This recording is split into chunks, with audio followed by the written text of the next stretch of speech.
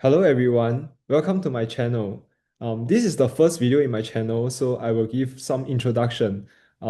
Usually, I will use this channel to talk about things that I am interested in. Um, because I realize that as I get older, there's more and more things in which I don't understand them very well. So I think it helps me to explain some of them and explain my thought processes. Um, but because this is the first video, I'm actually going to talk about something that I've been reading over the past 2 months. So it is stochastic calculus and stochastic differential equation. In particular, I have been using this text. This is by Professor Evans, a professor from my university. And in particular, if you read the preface, there's this paragraph that says stochastic differential equations is usually regarded as a graduate level subject because it assumes familiarity with probability theory, measure theory, analysis, and PDEs. Um, After reading the text, of course, it is a good read, but I feel that um, at the applied level, even a high schooler should be able to understand stochastic differential equations. And why do I say this? Well, I think a high schooler should have knowledge of calculus and differential equation, and stochastic calculus is just in my opinion, a step above that. And I think anyone with strong foundations in calculus and differential equations can understand it. And I'll try to prove my point. So we'll just talk about it. Let's So to start off, let me just paint a picture, right? Why is stochastic calculus or stochastic differential equations interesting? This goes back to another question, which is why is calculus or differential equations interesting? So let us consider this problem, right? Let's say we have a water tube and we have a pollen grain that is stuck in the water tube. So let me just make it colorful by adding in blue color for the water. We have this pollen grain that is stuck in the water tube at, let's say, a displacement of 0.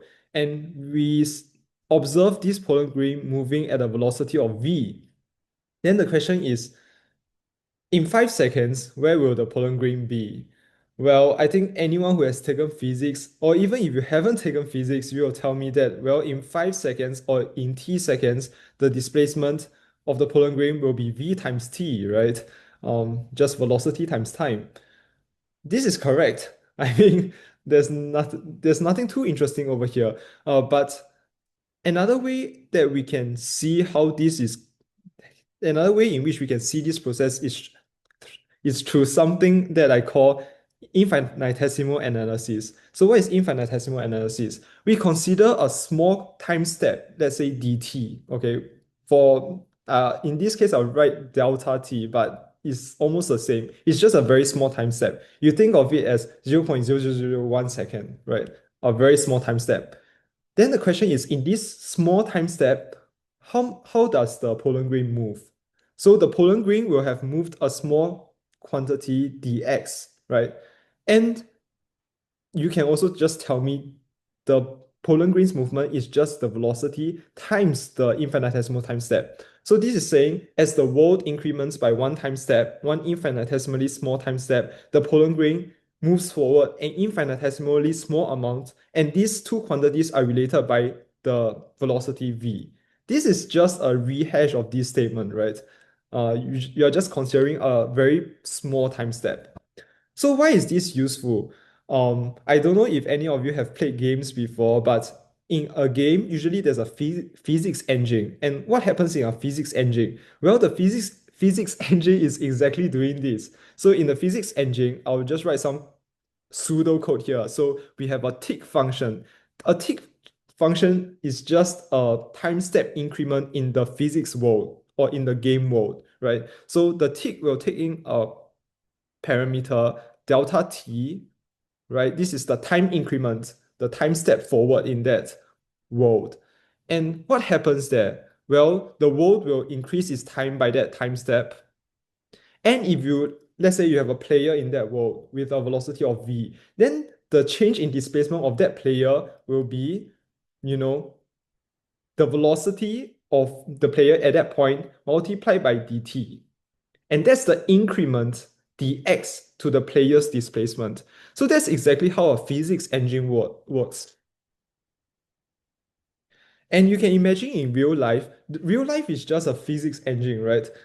In one time step, well, I will look at my velocity now and I will say, okay, my displacement in the time step afterwards will just be my velocity times that time step. And if I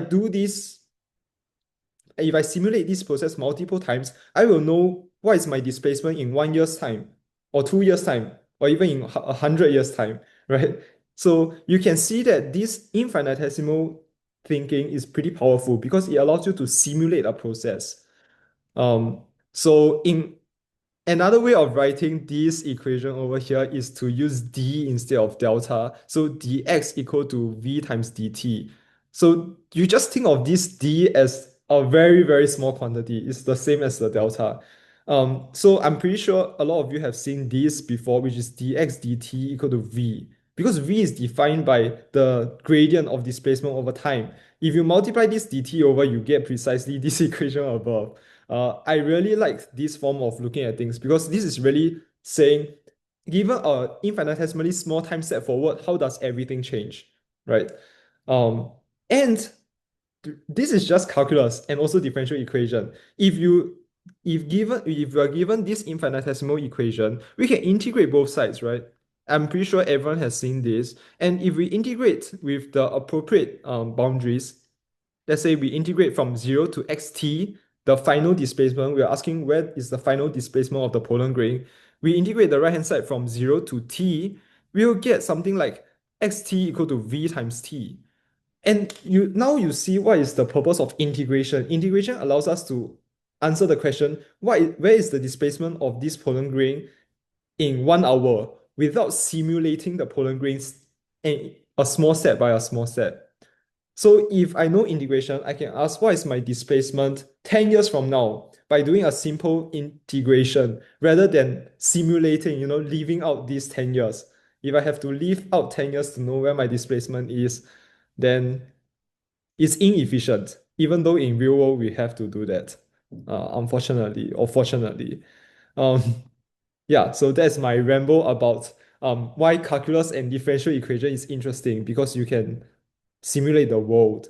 I think that's really cool. And um, oh my God, I must draw this pollen grain diagram many, many times. So just pardon me because I like to make this diagram look nice. Um, Again, we start out at the displacement of 0 with a velocity of v. So now we introduce stochasticity into this process. Why is that so? Well, you can imagine the pollen grain is moving inside a water tube, right? A water tube has water molecules. When the pollen grain hits a water molecule, there's an action and a reaction force. So it is possible that the pollen grain just gets disturbed in its motion, right? Of course, its motion will be governed by mostly its velocity, but it is possible that when interacting with the water molecule, its displacement can change slightly. So how do we model this process? Well, if we just take the previous infinitesimal equation, dx equal to v dt, we can just add a small noise to it, epsilon, right? And we can call it a day almost. This epsilon represents a small noise. And in probability theory, this is a random variable. A random variable is just, you know, for someone to think about it, you can just imagine it as some random number generator, right? Like you look at it so in this, let me just explain it properly. So in this infinitesimal equation, it is saying in English, in a small time step, dt, right? There is a there is a random noise or random displacement epsilon. And then our displacement changes slightly by v times dt plus this small random noise. So this random displacement happens within this small time step. And our displacement changes mostly by the velocity, but also by this random noise in that time step. Um, So, firstly, I have to say something. So, pardon my handwriting. I don't usually write like this. And secondly, I have to give a shout out to my friend Eric who loaned me this Wacom pad, which allows me to write all these equations over here. It will be otherwise very tedious to write it out somewhere else. Um, yeah. So, thank you, Eric. Um, Continuing with this. So, what I'm saying is, let's say this is the flow of time, right? Flow of time.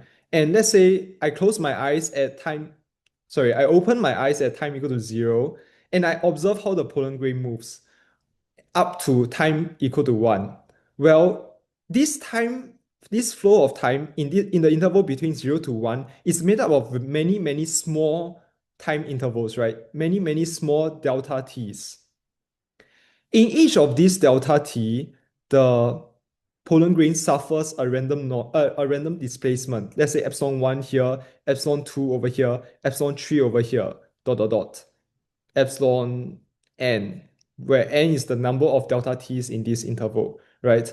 And you can see that if I close my eyes and I open my eyes at time equal to zero and I observe the pollen grain's movement, the pollen grain would have suffered so many random small perturbations. So you should imagine by time equal to one, the pollen grain would have suffered a random displacement that is significantly bigger than epsilon in some sense. So this gives us two properties of, or two intuitive properties of this epsilon. So one, the mean of epsilon should be equal to zero, right?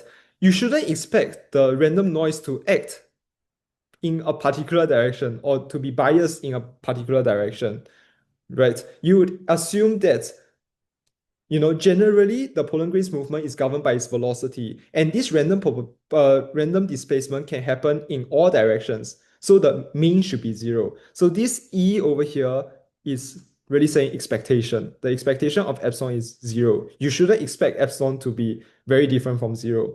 The second thing, as I've drawn in this picture over here, is that epsilon is cumulative with time. So what this is saying is if you observe the pollen grain for very long, you should see that it varies a lot more than if you just observe it within a small time step. If you just observe it in, let's say, 0.001 second, you should expect the displacement to not vary too much from v times 0.001 second. But if you observe it within, like, let's say 1 year, who knows where I will be in 1 year and who knows where the pollen grain will be in 1 year. So, I mean, I hope it is kind of intuitive. And with this, the question now is how do we model epsilon? Um, so how to model epsilon? This is an interesting question, and I'll just move to the next page. And I have to draw the pollen grain again, unfortunately. Maybe I should have just copied it. Yeah, I should have just copied it. So we start out, oh my God. We start out with a displacement of zero with a velocity of v, and now we have random forces epsilon, right? And we have talked about how the infinitesimal equation is dx equal to v dt plus epsilon. So what is epsilon? So let me just recap. We have discussed that the mean of epsilon should be zero, and epsilon is cumulative with time. That means it accumulates with time. Same thing. So what is epsilon? Well, I can first show you a possible model for epsilon and we'll discuss why it is a very good model. So I claim to you that epsilon, which is so recap, epsilon is the displacement, is the random displacement in time dt.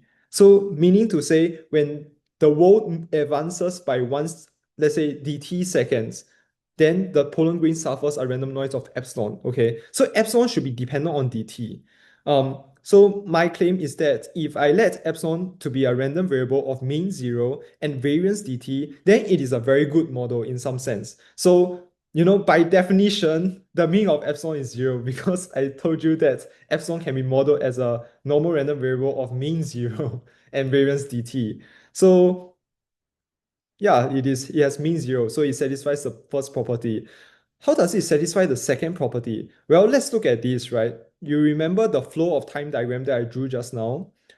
In the interval between 0 and 1, right? We know that it can be split up into many intervals of the delta t.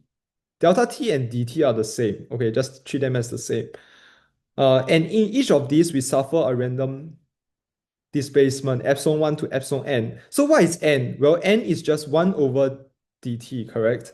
Because it is the number of small time steps in this interval between 0 to 1. So it's 1 over dt. And then my question to you is, what is this quantity, epsilon 1 plus all the way until epsilon n? So what is the sum of all these random noises? What is the distribution? This is also saying in 1 second, right?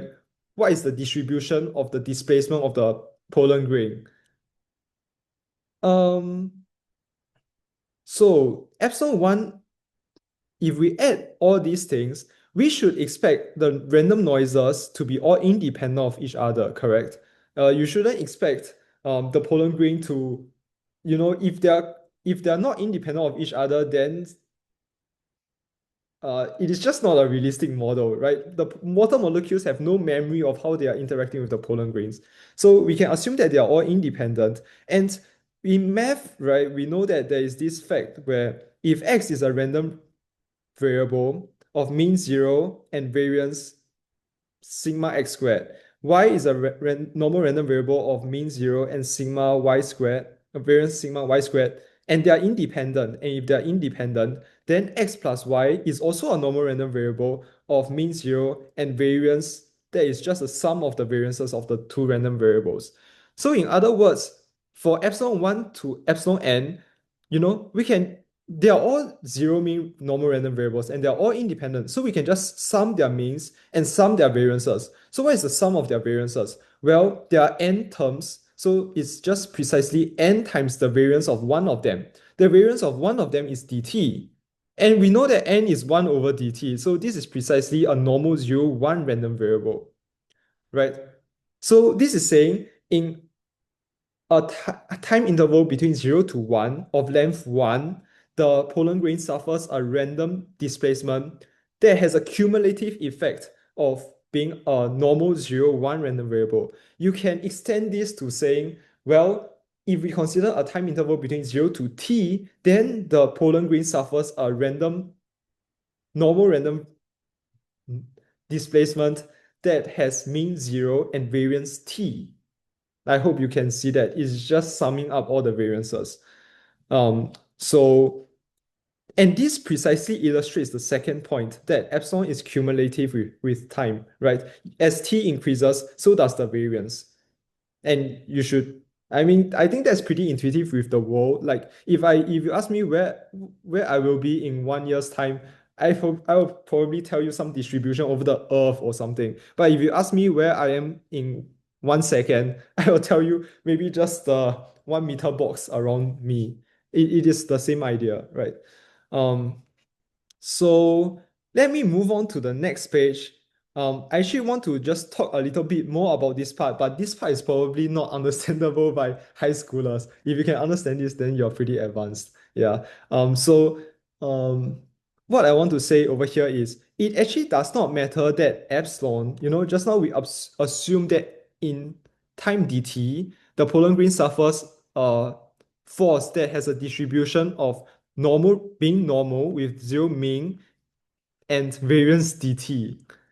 But it is not necessary to even assume this normal distribution, right? This epsilon, I claim it just needs to satisfy that it has mean of 0 because as discussed, the noise should have 0 mean and variance of dt. As long as epsilon satisfies these two properties, I don't actually need it to be normal, right? The cumulative effect should be within, let's say, a larger time interval of 0 to t of length t, the pollen grain should still suffer a displacement that has a distribution of normal 0 t, which means in each small time interval, the pollen grain can suffer some epsilon 1, epsilon 2 that has a distribution that is not normal. I just need it to be nice, right? It has zero mean and this variance. it can have any distribution that you want as long as they are identical and independent of each other. And this is actually another theorem in probability theory called the central limit theorem. So let me just do it on the fly. So central limit theorem is just saying, right, the sum of independent, identically distributed random variables, epsilon 1 all the way to epsilon n, when appropriately scaled. So appropriately scaled means you need to divide them by the standard deviation of the sum. So the standard deviation of this sum, there are n terms, right? So the variance is just n times the variance of one of them, because the variances of independent random variables add up to you just need to add up the variances. So the variances is n, oh my god, n dt, right? We talk about how the variance of one of them is dt. So the variance of the sum is n dt. To get the standard deviation, you take the square root. This bicentral limit theorem has the distribution of being a normal random variable of mean 0 and variance 1. What this also means is that this is not standard, but you can just think of epsilon 1 plus all the way until epsilon n to have a distribution of normal 0. When you multiply a constant over, right, the variance gets squared, right? Because the variance is e of, the random variable minus mean squared. So when you multiply a constant over, you need to square it. So you will square and you'll get the sum has a distribution that is normal with mean 0 and variance n dt. And we have talked about how n is 1 over dt, right? So the sum has a distribution of normal, has a normal distribution of mean 0 and variance 1. Regardless, and this is not assuming epsilon has a normal distribution. This is epsilon having any distribution that has the property of having 0 mean and this variance, particular variance. Which is nice, right? In the real world, you shouldn't expect the water molecule to have a normal to have a normal random displacement on the Poland grain at a small time interval. But as long as they are all identically distributed and independent of each other, the cumulative effect is always random. This is also why people study random distribution so much, because if you have a lot of identically distributed things that are independent of each other, then when you take the sum, they are all normal. So you can think of like noises in the actual world or any repeated effects to all have normal distributions. I hope I made that made that explanation clear. But let's just move on. So another thing that I want to say about epsilon, so there's actually a lot of things to say. So let us go back to assuming epsilon having this normal distribution of mean 0 and variance dt. Okay. And remember our differential equation, which is dx equal to v dt plus epsilon. So I can also write it as v dt plus something that has a normal distribution of mean 0 and variance dt. And let me also draw my Poland grain over here. And this time I won't color it because I've been coloring it too much. So I want to point out here that now this equation is starting to look nicer because we have an infinitesimal term here, we have an infinitesimal term here, and we have an infinitesimal term here. But there is a subtlety. So let us look at this normal random variable, right? This infinitesimal term is in the variance. So I'll go off on a tangent over here, but this is pretty interesting. So in physics, we have this thing called dimensional analysis. So what is dimensional analysis? Well, simply said, right? If you ask me how much did I walk today, I will say I walked maybe 1 kilometer. That's reasonable, right? Maybe the number is not reasonable, but I said 1 kilometer. I didn't say something strange like 1 degree Celsius, right? You can imagine if someone tell you 1 degree Celsius, you'll be super surprised. It's the same in physics, right? This dx is the displacement traveled by the Poland grain. So it has a unit of meters. This is the velocity of the Poland grain. So it has the units of meter per second. And this dt is a time step, so it has the unit of second. So multiply this together, it is meters. This correlates with each other, right?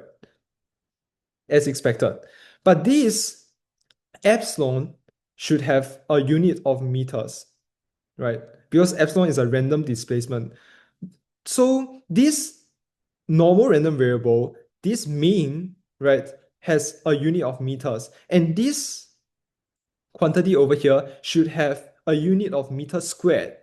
So you should ignore this symbol dt. So it's a bit strange, but this dt should have a unit of meter squared. What does that mean? To get its significance in meters, I have to take the square root of it, right? You know, the variance of a random variable x is defined to be the expectation of x minus its mean squared. So it is, hopefully clear why to get something of a similar unit to dx, we have to take the square root of the variance. If I draw a normal random distribution here, random normal distribution over here, right? It has mean of 0, and the standard deviation, sigma, is precisely square root dt. So this is something that makes sense in displacement. And you can see over here that there is already going to be a problem because let's say dt is a small quantity like 10 to the power of minus 8 seconds, right? Then what is square root dt? Square root dt is something like 10 to the power of minus 4 seconds. Dt is 10 to the power of minus 8 seconds. Square root dt is 10 to the power of minus 4, right? So this quantity has magnitude of 10 to the power of minus 4. And that is very different from, let's say, v times dt. V times dt is going to be like something times 10 to the power of minus 8. So this noise is actually much bigger than it seems. Um, so even though it has mean 0, which means if you add a lot of noise together, it is likely that they will just be 0 anyways. If you look at one of them, it has the tendency to, be a bit bigger than what it seems simply because we are taking the square root or the standard deviation over here. I think at this point we should just keep in mind now that this noise term is a bit bigger than what it seems, and we'll return to it later on. Okay, and it will make sense later, trust me. So, let us move on. At this point, I will introduce you to the next exciting thing which is called Brownian motion. So Brownian motion is also sometimes called Wiener's process. I think Wiener is just a person. So that's why sometimes we write it as WT, where T is something related to time. So Brownian motion is a stochastic process. I remember when I first heard the term stochastic process, I was pretty intimidated. But there is actually no need to be intimidated because stochastic process is just, a random process indexed by time. In other words, if you evaluate W, so you can just imagine, I'm running on a track, okay? And then what is my displacement at time 1? Well, that's a number. It is the same thing for a stochastic process, right?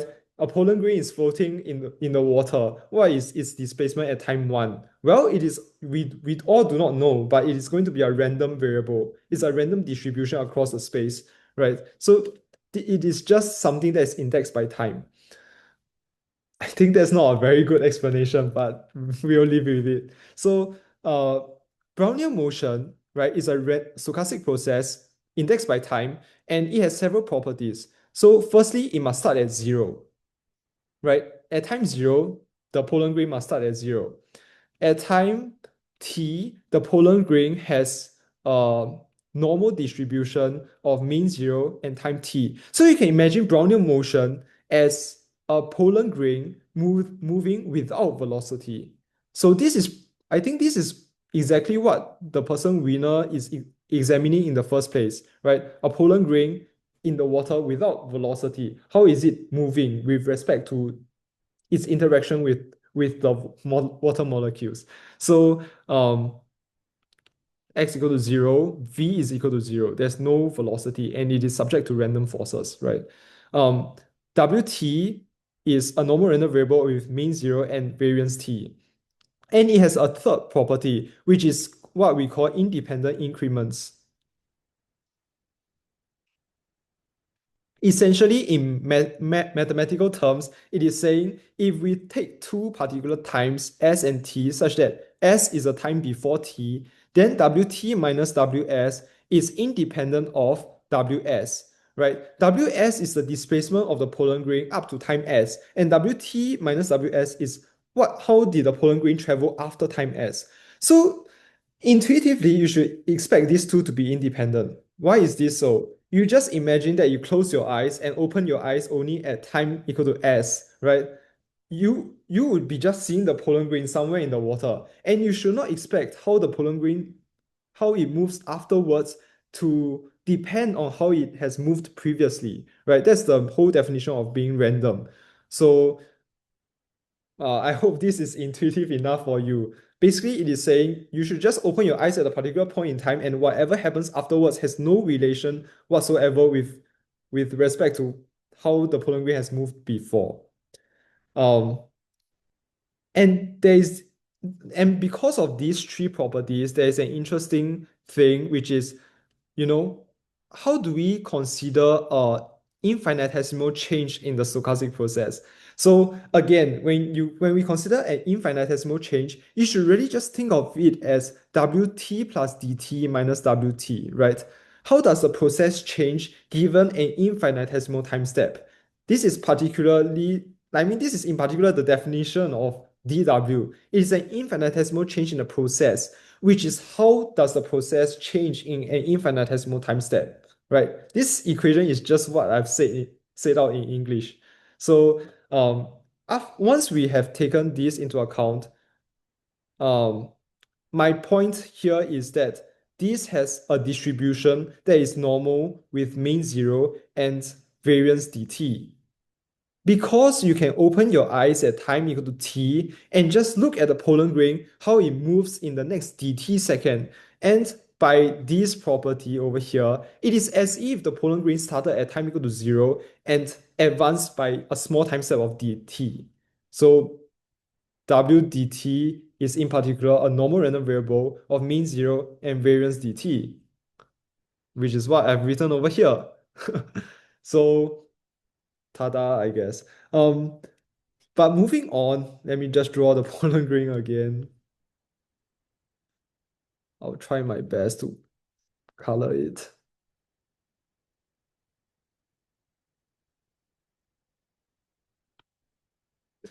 So again, we have a pollen grain at time at displacement 0. Now we consider it moving at some velocity, right, and subject to random forces. So we know the equation is dx equal to v dt plus epsilon, which is v dt plus a normal random variable of mean 0 and dt. But just now we have talked about how dw, which we can think of as wt plus dt minus wt, having a distribution that is also normal with mean 0 and variance dt, right? Which means we can write this as v dt plus dw. Now everything looks very nice, right? We have a infinitesimal term over here, infinitesimal over here, and an infinitesimal that is in disguise over here. Because remember what I've said, it is a bit bigger than what it seems. But everything now is infinitesimal, so it just looks much nicer. So people normally tend to write this as the stochastic differential equation. Yeah. So this in particular describes how the pollen grain would move um, with a velocity subject to random forces. So let me just pause at this time step and we look back at the physics engine thing that I keep on talking about. So how would you simulate this in a physics engine, right? Why is this even important in the first place? Because this equation tells you how exactly a person should simulate it in a physics engine, or how in the real world someone would move, or the pollen grain would move, right? Again, I'll write the tick function in the physics engine. So the tick function takes in a time parameter, right? The time step that the world should increment by. And well, firstly, we would update the time step. Secondly, we would generate the random noise. So in this time step dt, what is the small random noise in this time step? Well, I'll just, sample from, I guess, let me just write a NumPy library. I'll just sample from a normal distribution that has mean zero and variance dt. I forgot if NumPy uses variance or standard deviation here, but I'll assume that it's a variance. And then my x or my displacement, I would change it by v times dt plus dw, right? This is going to be my dx, how my displacement changes, and I'll add it to my current displacement. So this, you can look at, if you look at this function, you can call tick a lot of times, and this will just give you how the pollen grain would move. You can simulate how the pollen grain is moving, which is why, infinitesimal equations like this are pretty nice to look at. Um, but that is not enough, right? People are interested. People sometimes are very eager to know where their final displacement is. So, some guy will come over and ask me, so great, you can simulate this, but can you tell me where the pollen grain will be in 1 month time? Obviously, I can't run the simulator for 1 month, right? Or maybe I can, but I don't want to. So we'll just do it by the integral way. So this is where I introduce stochastic integral. So we have we have a pollen grain over here moving at a velocity of v subject to random forces. We know that its infinitesimal equation is dx equal to v dt plus epsilon, which we also know we can write as v dt plus dw, right? So, there's nothing very difficult about integrating it. You just add the integral sign to both sides, and, and your life will hopefully be done. But unfortunately, it's not. So we will look over here. We understand this term pretty well, right? This is just ordinary calculus. In fact, if we integrate from the initial displacement of 0 to the final displacement xt, we know that this is just xt minus x0. This term over here, we also know fairly well because this is our ordinary calculus. If we integrate from 0 to, let's say, capital T, we know that this is just Vt, right? But this term, we do not know very well. In fact, this is the first time that we have seen it, or at least I have introduced it. So how do you define a stochastic integral of this form? So let me just go back to integration in particular. So in integration is just sum. So you should really think of integration as the sum. So let me just go on a sidetrack over here on the right? When we say we want to integrate, let's say velocity with respect to time, v dt from t equal to 0 to capital T, what do we actually mean? So I am claiming to you, we can think of this as the sum of v times delta t, where t goes from 0 to capital T. So what does this even mean, right? Let's draw a graph of v. And let's say this is t, right? And we start our integration from time equal to 0. So what this integral is saying is, starting at this time, I look at my velocity. What is my velocity at my current point? Well, the velocity of my current point is this height over here. Sorry, press this. So my velocity is this height over here, right? That's the definition of the function v. So I take a time step forward. So I age by a bit, like let's say 1 second, and then I use that time step to multiply by my velocity when I initially calculated it, and I will get the area of this rectangle over here, correct? Now I am at this time step. So again, I do the same thing, right? I age by so wait, okay, first I look at my velocity. I ask myself, what is my velocity at this current time step? Well, it is a higher height, right? It is a higher height of this, of that, the second blue line. And I take another time step forward. I age by a bit more. Then if I multiply out these two quantities together, I'll get the area of this rectangle over here. This is in particular what I mean by we are just summing over v times delta t, right? At each time step, I ask myself, what is my velocity? I increment myself by a time step and I multiply it out to get the area of the rectangle or this sum or this product, and I sum all of them together. If I repeat this, you should see that I'm exactly calculating approximately the area under the curve, which is why in physics class we always say displacement is the area of the velocity area under the velocity curve or something like that. I frankly don't remember what physics teachers used to teach nowadays, but it will be something like this, right? So this is what I mean by all the integrals are just a sum in disguise, and you should treat this dt as something of a product, right? It's just v times the difference in time step. Similarly, we can apply the same principle to this stochastic integral. So this stochastic integral is just saying I'm just summing over dw. So what is dw? Remember what I've said before, dw is just the difference in infinitesimal difference in the stochastic process. So if I write it out as a sum, it should be the sum from t equal to 0 to t. dw is wt plus dt minus wt, right? That's precisely what I've said, how we should interpret dw. And if we write out this sum, you'll realize something interesting, right? If we start off from t equal to 0, this will be wt plus w dt minus w0 plus when t is dt, it will be w2 dt minus w dt plus dot dot dot plus the last term is going to be wt minus dt, right?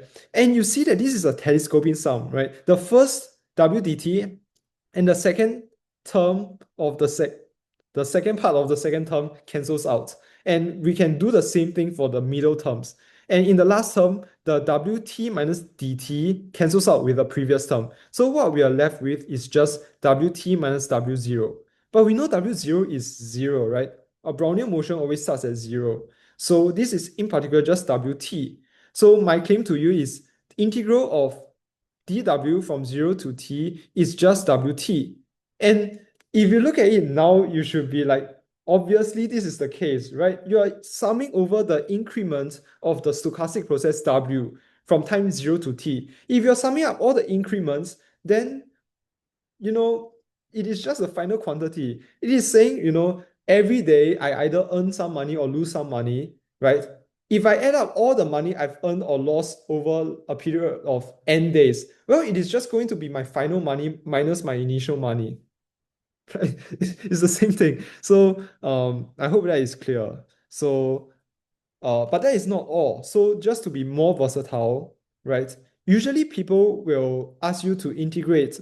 Actually, no one will ask you to integrate this, but this is just for fun, right? So people will, I mean, you will see stochastic integrals of the form integral of f t w t dw. Why did it move up? Okay, so dw from 0 to some other time t. So this is integrating a function with respect to the Brownian motion process.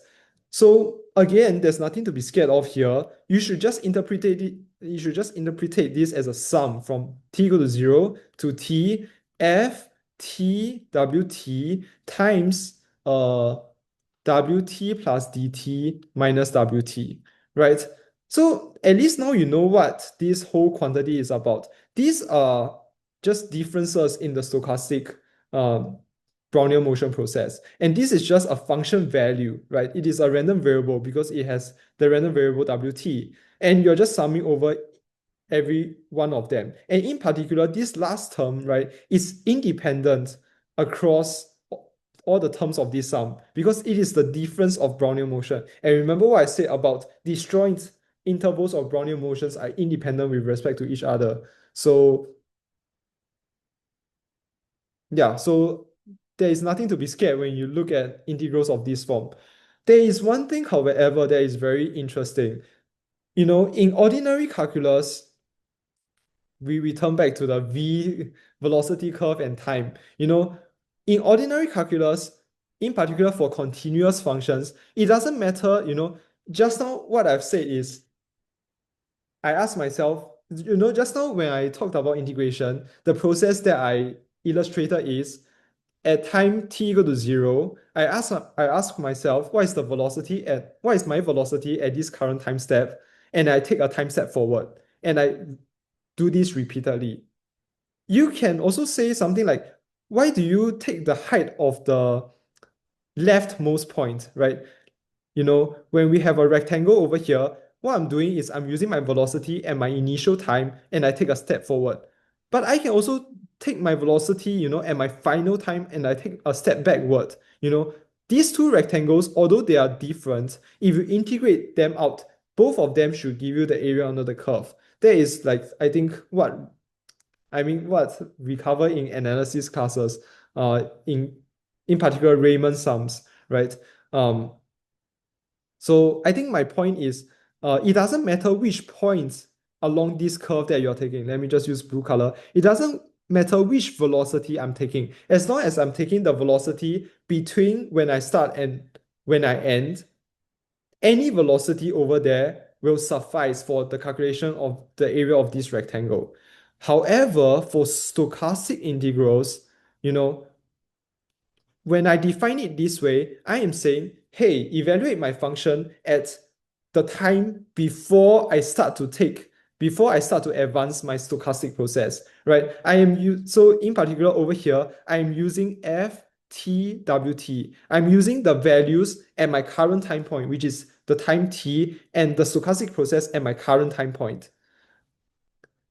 If I used the stochastic process at the future time point, which is t plus dt and wt plus dt, I will get some different result. So this is just something to note over here. You can also ask me, like, why don't you just take a convex combination of these 2 points? This will all yield different results.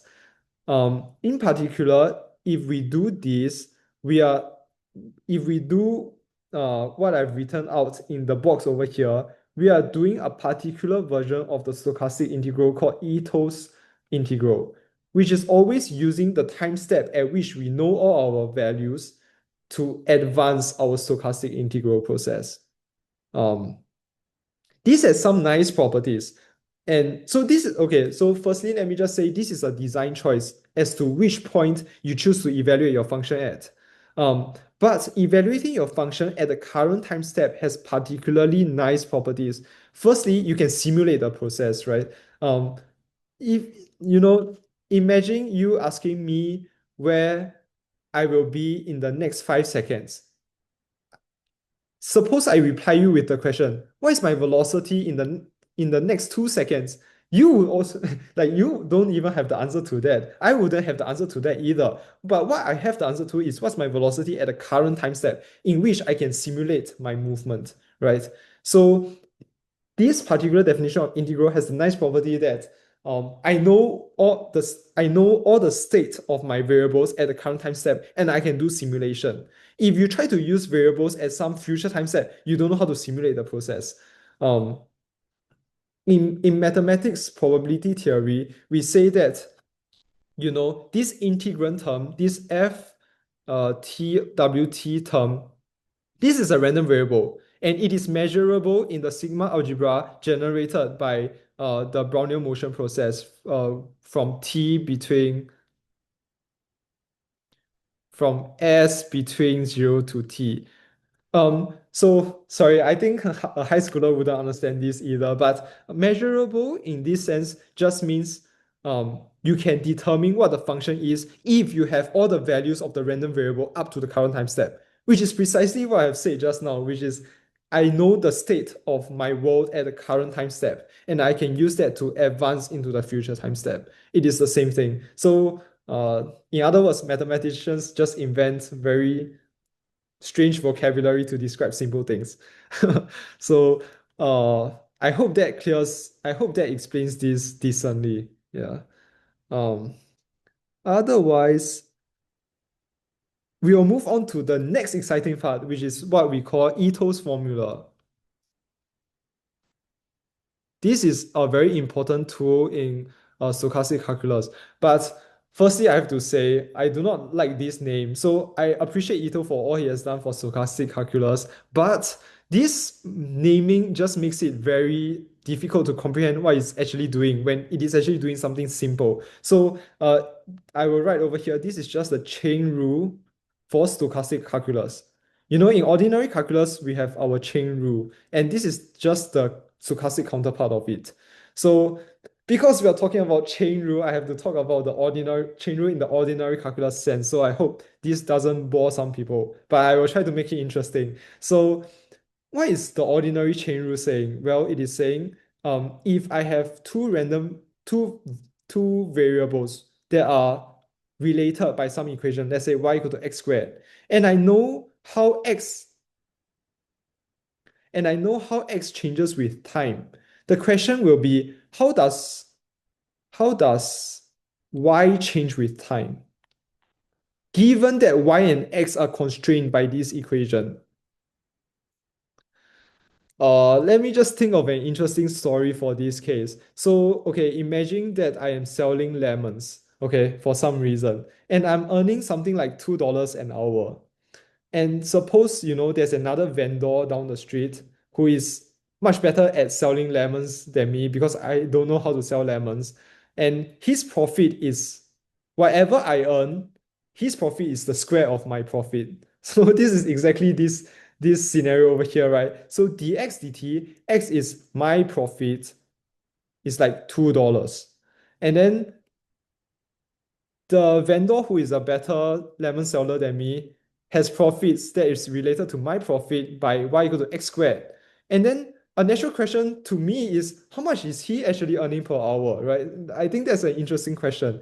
You only know that he's earning the square of my amount, but you don't know how much he's earning per hour. So, chain rule answers that question for us, which is very good. So dy dt, so when y is equal to fx, y and x are related by this function f, dy dt is equal to f.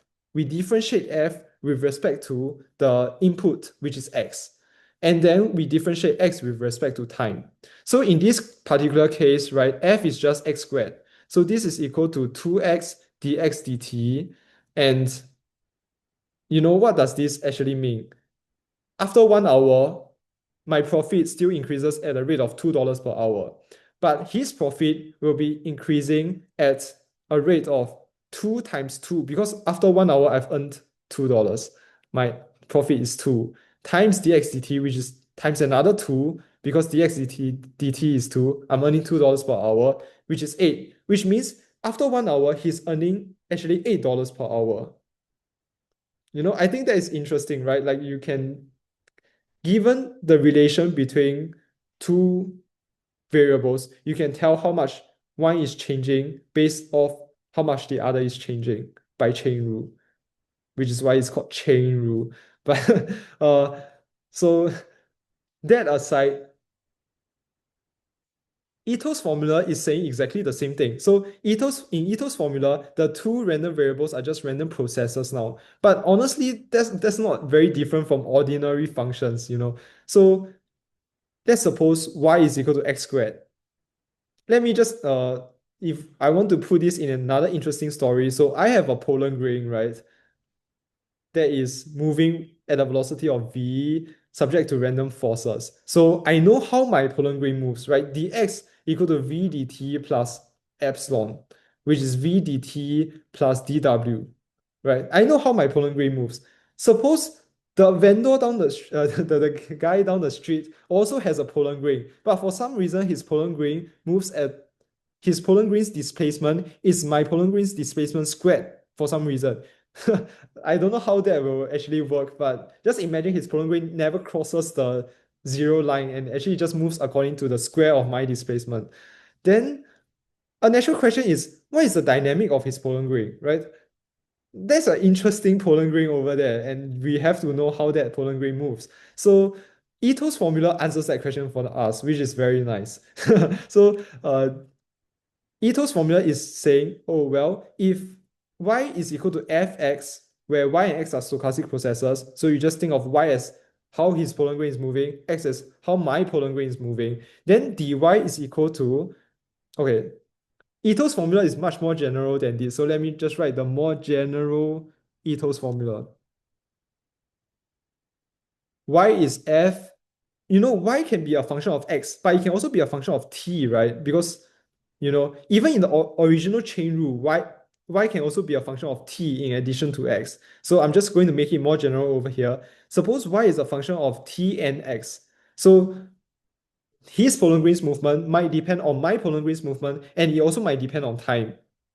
Then dy is equal to partial f partial t dt plus partial f partial x dx plus half second derivative of f with respect to x dx squared. Um, so this is exactly what Ito's formula would give. So let me just do some calculation to make it nicer, right? So in this case, our f t of x is just x squared. So it has no dependency on t. So partial f partial t is just 0. Okay, so this first term doesn't exist. The second term becomes partial f partial x is 2x dx plus half partial squared f partial x squared is 2 dx squared, which is 2x dx plus dx squared. So this is equal to, we know dx, right? Dx is in particular just the dynamic of my Polongren. So it will be 2x times v dt plus dw plus v dt plus dw squared. Okay, at this point, I want to take a short intermission to say something about Taylor series and um, how physicists treat infinitesimal quantities, because it is important to how we proceed. So let me just talk about Taylor series for a while. In actuality, I don't think Ito's formula is that special because it seems to me just to be Taylor series. I will explain what I mean. So what is the purpose of Taylor series? Well, let's say we have a function, f, that takes in an input x. People often want to ask, given a change in my input, how does the output of my function change? Right? Um,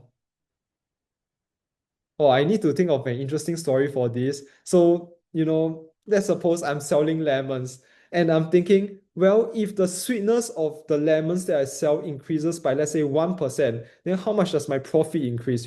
People ask these type of questions all the time. So it is something interesting for us to know. So in particular, given an infinitesimal change in the input, how does my output change? So this is asking the question, what is fx plus dx, where dx is the infinitesimal change in the input. So let me just draw a graph of f here. Sorry for my bad arrows. And this is the input x. Let me just draw a better graph. Sorry about that.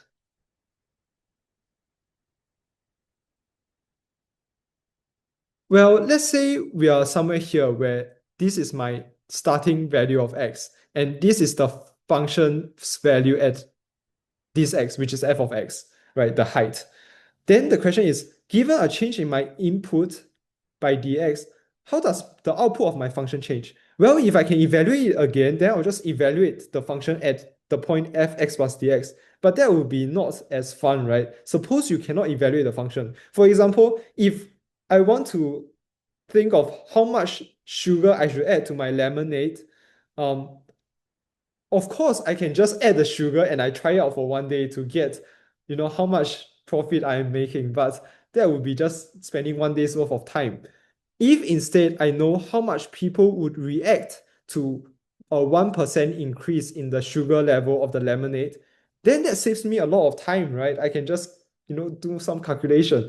So in particular, if we change the input by a bit, we should expect that the value of the function to be not too different from the original function, right? If I change my sugar level by a bit, I shouldn't expect my profit to just drop instantly or to increase by a lot, right? So it should be something like my profit as if I didn't change the sugar at all, plus how much I think people's sensitivity to the sugar is. So that case, it is the gradient, right? The gradient of a function is just how much does the output change with respect to the input, which is actually what we're interested in. So plus partial f partial x times the difference.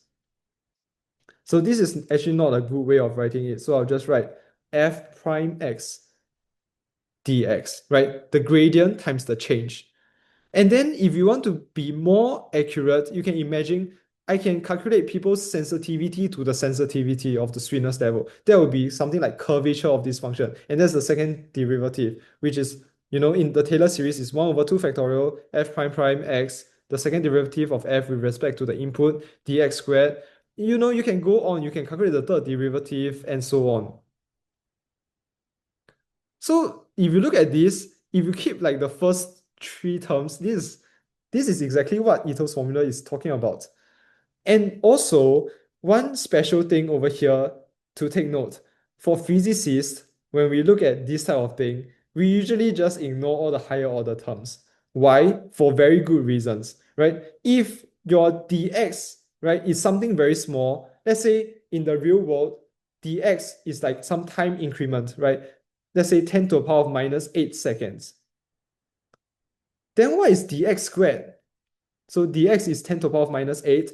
Dx squared is 10 to the power of minus 16. That's insanely small compared to dx, right? If we integrate with respect to dx and we get a reasonable quantity, right? Let's say 10 seconds. If you integrate something with respect to dx squared, you should expect the answer to be 0, right? If you integrate something small, such as dx, and you get a reasonable quantity, if you integrate its squared value, you should just expect it not to make a difference at all. This is the reason why physicists just ignore the higher order terms. And frankly, when you do integration, you are ignoring the higher level terms, higher order terms anyways. So yeah, that ends my conclusion on why we should ignore the higher order terms. So let us return back to the previous page, right? Over here, we have something interesting. If we expand this out, we get 2xv dt plus 2x dw plus, we just square this as per normal, right? V squared dt squared plus 2v dt dw, this is the cross terms, plus dw squared. So remember what I said previously, this is a second order term. dt squared is nothing compared to dt, so we can ignore it. dt times dw, right? So what is dw again? dw is a normal random variable of mean 0 and variance dt, right? If you look at, I don't know how many of you look at the normal distribution, but I can tell you that, 99.99% of the time, you'll end up reading 8 standard deviations. So 8 standard deviations is like 8 square root dt, right? And it's like 99.9999% that you'll end up reading 8 square root dt. So the magnitude of this is something like less than dt times square root dt times a constant. And this dt times square root dt is dt to the power of 3 over 2. And the power is more than 1, which means it is still very small compared to dt. We can also just ignore it. Any term with an order that is higher than 1 can be ignored, right? Because when you take dt to be super small, any term that with order greater than 1 is just going to be negligible compared to dt. So I'm just going to ignore it.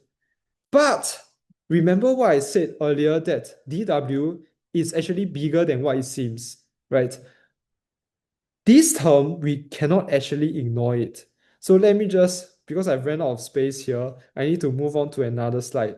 And let me just try to, for continuity purposes, I'll just write everything out. Sorry about that. Um,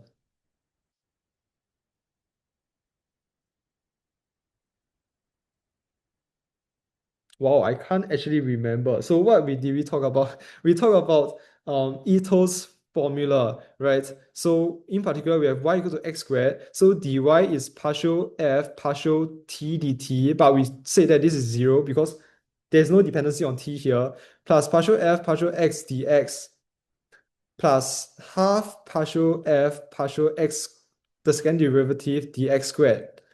And we said how this will be 2x dx. dx we have mentioned multiple times, that is v dt plus dw plus the second derivative is 2. So this is just dx squared. dx squared is v dt plus dw squared.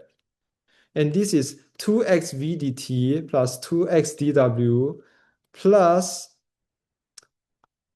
this v dt squared is negligible, the cross terms are negligible, plus dw squared. And now I'm going to convince you why this term is not negligible. So dw is a normal random variable of mean 0 and variance dt, correct?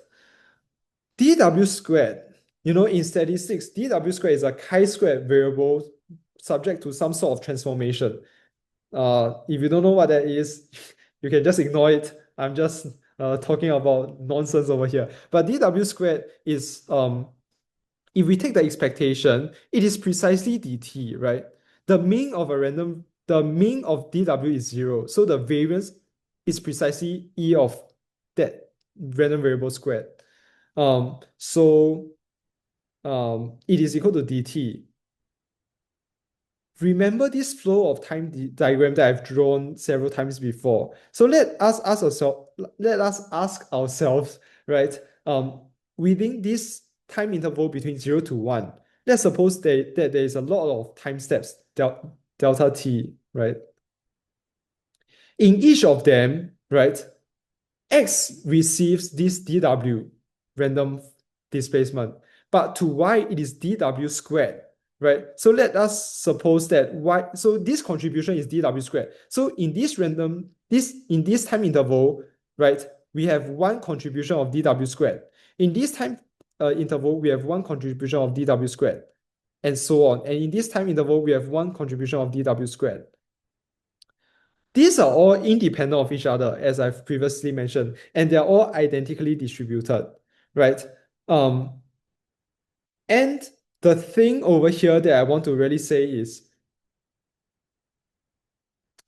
in probability theory, there is another theorem called the strong law of large numbers, which is really saying uh, if you sum up over a lot of independent, identically distributed variable, and you take their mean, it should just be, if you take their average, it should just be its expectation with very, very high probability. And in probability theory, we say that it is equal to the mean almost surely. So to understand this, you should just think of it as in the following way, right? In this time interval, we have a lot of small random noise, right? Each of these random noise now has an expectation of dt, right? Has an expectation of dt. So what happens if you sum up over all of this? Well, even though each of them, right, has a distribution, each of these dw squared has its own distribution because it is a random variable. It has mean of dt. And because you're adding up a lot of them, they are independent and identically distributed, the noise should somewhat cancel out, right? Its distribution should somewhat cancel out. Those dw squared that is slightly higher than its mean should cancel out with those dw squared that is slightly lower than its mean. And if you take the average, it is as if, right, they concentrate about their mean, which is dt. So you can imagine as though each of these is just contributing a fixed dt noise, right? And what happens if you integrate all these noise together? Well, integrate dt from 0 to 1, because that's the whole time interval, it's just 1. You know what I'm trying to say? So if we integrate over a time period of, let's say, from 0 to t, we should get that this contribution is just t. In other words, this dw squared acts like dt. So the conclusion is that everything in this box should be equal to 2xv plus 1 times dt, where this 1 comes from the dw squared that we are talking about. This dw squared, on average, behaves like dt in the infinitesimal sense. Plus 2x dw. Let us not forget this term.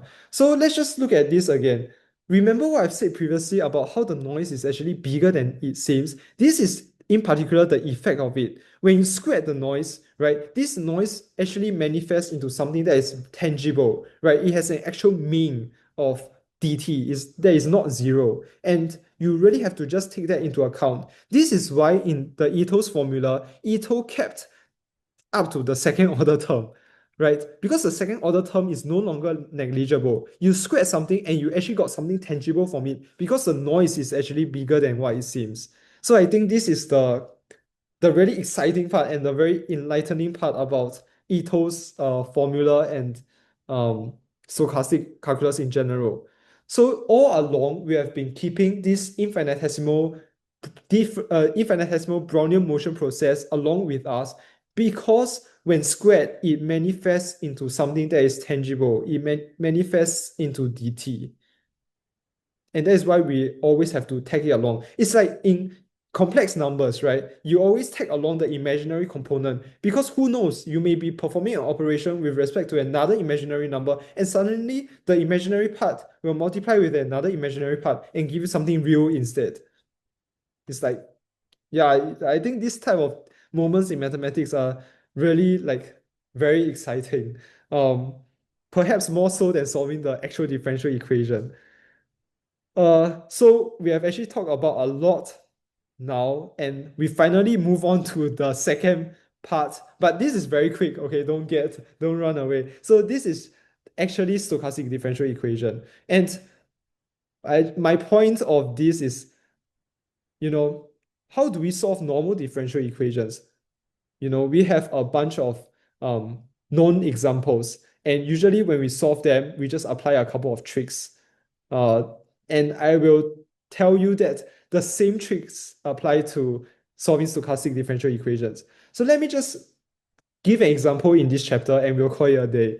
Um, so the classic stochastic differential equation that people talk about is how stocks move, right? You can imagine, you buy a stock and you look at it in the market, it's just going up and down like something like this, you know, the it just goes up and down. It looks like a Brownian motion. If you look at a pollen grain in water, you'll probably trace out something similar to that.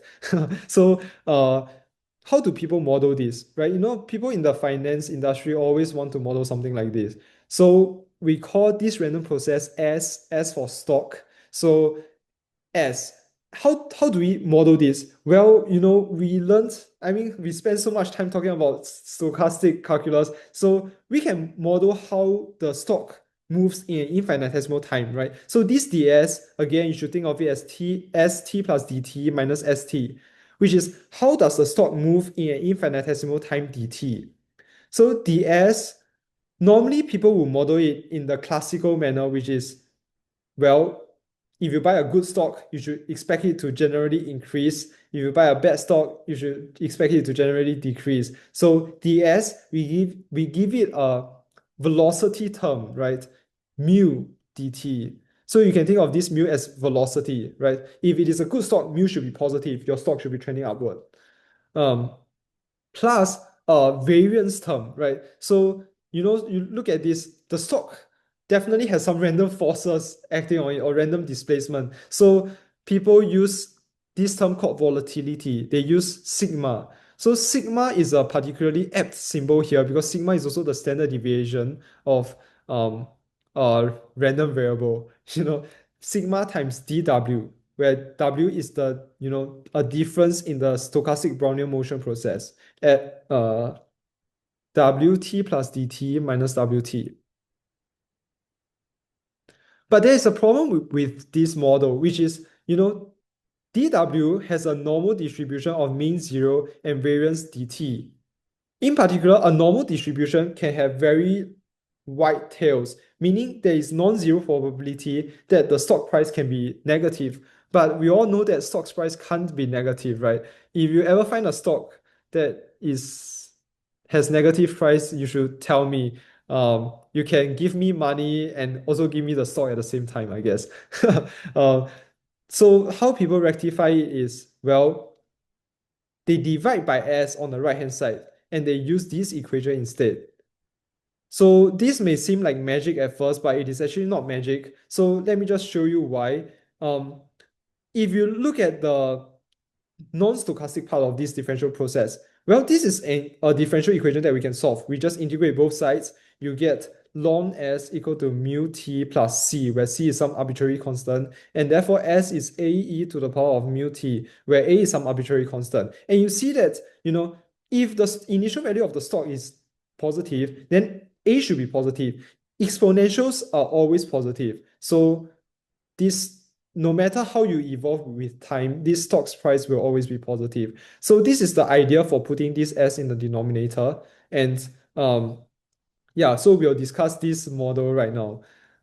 Let me just, draw that equation again. So how do we solve this equation? Of course, we can go about simulating this because this is an infinitesimal equation. We can go about simulating this one time step at a time. But the people in the finance industry will be like, that is too slow. Can you just tell me what's the distribution of the stock's price in like 1 year from now or something? And you can't possibly wait for 1 year to simulate out the stock. So we do stochastic integrals. So how do we solve this stochastic equation? Um, so let me just write this out by multiplying s to both sides. So ds equal to s mu dt plus s sigma dw. So how do we solve this differential equation? Well, we employ the trick that we use to solve ordinary differential equation, which is we just guess a solution. Sometimes guessing a solution is very effective because if we guess the solution is in a particular form, we can make further progress. So in particular, given our earlier success in the non-stochastic counterpart, we should guess that S maybe is an exponential process. Let's suppose S is e to the power of y for some stochastic process y. So this gives us another problem. Now we need to know what y is. So let me guess what y is, what the stochastic process y is as well. So let me just guess that y satisfies this infinitesimal equation, dy equal to f dt plus g dw, where f and g are something that we need to find. You might be asking me, why do I go through all this trouble? The thing about the original differential equation is that, well, on this side I have the s over here, and I can't just integrate both sides naively as what I can do before. I need to check that in the stochastic world everything makes sense. So this is why I need to reduce things to this form, where now if we can solve the second, if we can solve the infinitesimal equation for y, we can integrate both sides. That is what we know how to do given what we have discussed before, right? Um, if this sounds very confusing, let me just go through a couple more steps first. Um, so we guessed S and Y to be of this form. And now we need to match it with the original form, right? We need to match it with the original form to compare whether our guesses are of the correct form. In particular, in our original differential equation, we have an infinitesimal equation in S. Now we have an infinitesimal equation in y, and we have a relation between s and y. So this is precisely where Ito's formula comes in very handy, right? Ito's formula is saying, given two random processes that are constrained by some equation, which is particularly this equation, and I only know how one of them changes with respect to time, how does the other change with respect to time? So we just apply Ito's. This is the perfect scenario for applying ethos. So if we apply ethos, right, to s equal to e to the power of y, we get ds is equal to, this has no dependence, this has no dependency on t again. So ds is equal to partial f partial y dy plus partial square f partial y squared dy squared. And I didn't forget this half over here. And this is equal to e to the power of y dy plus half e to the power of y dy squared. But e to the power of y is just s. You see, this matches the original form very well. So this is equal to s dy. We know what dy is, f dt plus g dw plus half s dy squared. So when we square this term, so let me just write everything out first. Again, f dt squared is f squared dt squared, but it's a second order term, so we don't care about it. The cross terms, again, we don't care about it because dt dw is something like dt to the power of 3 over 2, and that's bigger than order of 1. And so we only keep the final term squared. So this in particular is, if we group the, let me just write everything out, plus half s g squared dt, right? And if we group the dt's together and the dw's together, we get s f plus half g squared dt plus s g dw.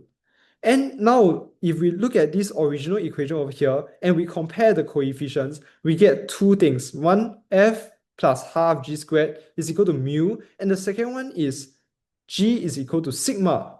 Wow, that's very nice. We have two equations and two unknowns. So the slogan is we can always solve for f and g in this case, right? So we have g is equal to sigma and f is equal to mu minus half sigma squared. Let me move on to one more page. Wow, I ran out of pages.